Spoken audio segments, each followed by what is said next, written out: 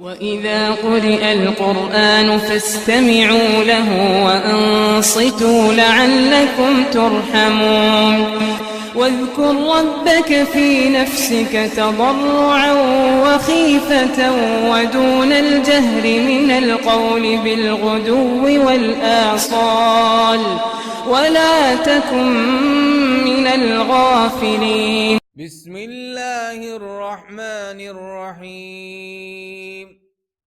إنا أنزلناه في ليلة القدر وما أدراك ما ليلة القدر. ليلة القدر خير من 1000 شهر. تنزل الملائكة